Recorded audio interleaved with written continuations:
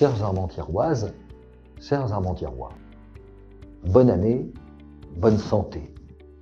Ce sont les mots que nous avons, pour la plupart, échangés à l'occasion de la Saint-Sylvestre minuit-sonnant. Jamais peut-être ils n'ont eu autant de sens. En effet, la nature, peut-être comme un avertissement, a renversé les certitudes des hommes qui se sont crus un instant les maîtres du monde. L'infiniment petit a terrassé l'infiniment grand. Parfois endeuillés, parfois perturbés ou contraints, tous, nous avons réussi à surmonter les difficultés et cette période parfois tragique de crise sanitaire qui nous ont éprouvés. Nous l'avons fait solidairement et courageusement, mais au prix de profonds bouleversements des relations humaines et du lien social. L'année écoulée nous a-t-elle changé? Qu'avons-nous appris? En quoi les épreuves traversées ont-elles transformé notre monde, notre ville et les relations que nous entretenons avec elles? Que voulons-nous ne plus faire? Ou au contraire, à quoi voulons-nous contribuer? Ce sont là des questions qui nous touchent au plus profond de notre existence. Mais elles ont aussi une portée collective, à la dimension de notre engagement ou aussi de nos responsabilités ou envies personnelles. Ce sont donc, avant tout, des vœux de réalisme et d'espérance que je forme pour notre belle Armentières et chacun de ses habitants.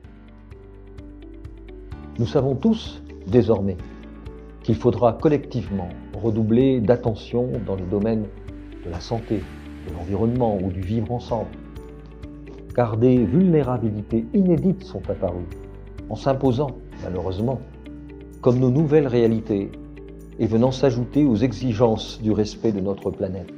Sur la base d'éléments établis partant de l'analyse précise de ce que sont aujourd'hui nos besoins collectifs, nous aurons à réagencer l'ordre de nos priorités en revisitant les définitions et les formules du progrès. Je fais confiance à l'intelligence collective pour coproduire avec l'équipe municipale des solutions appropriées, tant la liste de nos vœux s'est allongée.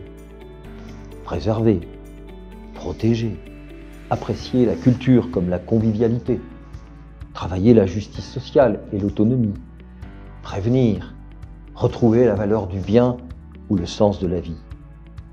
Nous voilà tous ouvriers de la résilience pour engager tous ces chantiers humanistes à conduire en étant guidés par les valeurs fondamentales laissées en héritage et à dessein par nos anciens. Liberté, égalité, fraternité, auxquelles j'adjoins volontiers la laïcité. La reconquête exigera aussi des efforts pour notre économie que nous voulons tous redynamiser selon ces logiques de proximité, chacun selon ses compétences et ses moyens, et aussi ensemble et de façon concertée. Évidemment, il ne s'agira pas de la même économie. Elle doit être plus qualitative et moins productiviste, tournée vers l'humain, à l'image de l'économie sociale et solidaire, dont nous avons plusieurs exemples sur la ville.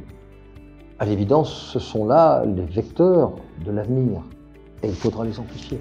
Si nos efforts se sont concentrés sur les plus exposés, notamment au regard de la vulnérabilité liée à l'âge, aujourd'hui, nous devons impérativement investir sur l'avenir, en faisant confiance plus encore au potentiel que constitue notre jeunesse. Et si nous regrettons tous le temps de la spontanéité d'une main tendue ou d'un simple baiser sur une joue offerte, pensons à ce que nous offrons à vivre à nos jeunes actuellement. Il faut rebondir sans attendre et mettre toutes les chances de leur côté à travers des initiatives innovantes. Rien ne doit être épargné pour qu'Armentières apporte à chacun de ses enfants les conditions de la réussite. Le monde ne peut être parfait car l'homme ne l'est pas lui-même, mais nous pouvons tous le rendre plus juste, plus solidaire, plus attentionné plus fraternel et humain en somme, eh bien je vous donne rendez-vous en 2021 pour faire ce bout de chemin ensemble. Faisons le choix de l'action solidaire pour l'avenir de nos enfants et de notre société. Belle année à tous et à chacun.